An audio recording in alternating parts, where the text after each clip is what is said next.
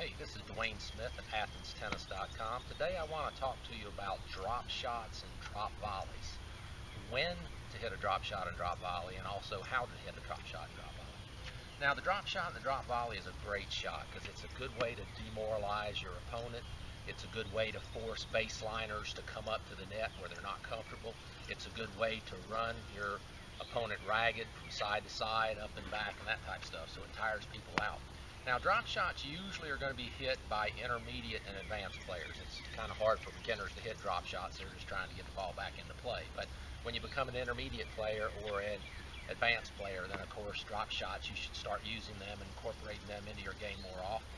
Now, there's certain times to use it. Let's talk about that first, and then we'll talk about how to hit the drop shot correctly. When you use it is anytime you have your opponent deep into the court, okay? And when they've hit a fairly short ball to you, it's hard for you to hit a drop shot when you're back at the baseline. So if a ball lands in the service box or even a little behind the service box and you've got your opponent deep in the court, way behind the baseline, that's a great time to go for the drop shot.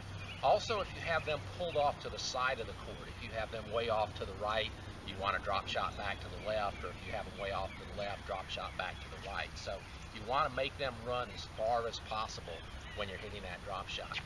You also want to do it to get people off the baseline. If they're good baseliners and they're beating you at that, bringing them in, with a drop shot or drop volley is a good way to get them out of their comfort zone. If a player is tired, if you can see that they're fatigued or it's the third set and their legs aren't moving like they used to, drop shot is a great way to sort of wear them out mentally as well, right? Now let's talk about how to actually execute the drop shot. There's a couple of things you need to keep in mind. First of all, what grip do you want? Usually for a drop shot, you want the Eastern forehand grip or maybe the Continental grip.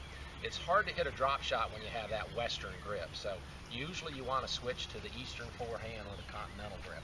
The other thing you need to keep in mind is a very loose grip. You almost want the ball to knock the racket out of your hand. So I had a pro tell me once, he was talking about grips, and he would put it on a scale of 1 to 10. And when you're hitting a drop shot, 1 being it's almost falling out of your hand, and 10 being your death grip, you want the drop shot to be like a 2 or a 3. So you're very loosely gripping that racket. You also want to open up the racket face on that drop shot. And you want to start with the racket high and you're dropping down low so you can develop some backspin or cut on the ball, which keeps the ball bouncing even lower or back towards you if you put it up on it, right? And there's no follow-through whatsoever on this. There's very little, if any, follow-through. So it's not a normal, swing that's going to have a big backswing and a big follow-through. A very abbreviated short backswing. You're going to cut underneath the ball and then just let the ball die on your racket, right? And I don't really recommend trying to curl underneath it. I know you see the pros on TV doing that sometimes, but that's very tricky and very hard to do. Just stick to trying to brush underneath that ball and don't try to curl underneath it quite so much, right? Now, you're always wanting to go opposite and out to the sides of the court on drop shots. Don't hit it down the middle because that ball's heading back to your opponent. So if you've got them deep on the right, you want a drop shot short to the left and vice versa, right? And again, try drop shots when your opponents are deep in the court or you've got them way off to the side of the court, right? Again, a drop shot is a tricky shot, so it's not a shot you want to try all the time. If it's match point, that's probably not a good time to try a drop shot. If you're up 40 low, 40-15, that might be a good time to try one, right? But again, let's look at the technique. A nice loose grip, and remember the grip's going to be Eastern forehand or Continental probably. You want the racket head high and you're hitting down through the ball to give it a little bit of cut, just like that, right? A very loose grip and very little follow through. You almost let the ball kind of die. Now on the volley, it's going to be the same thing. Again, you're starting with that racket high.